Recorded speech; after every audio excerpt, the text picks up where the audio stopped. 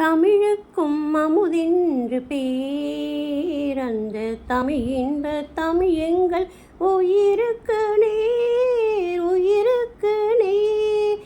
தமிழுக்கு நிலவென்று பேர், இன்ப தமிழ் எங்கள் சமூகத்தின் விளைவுக்கு நீர்.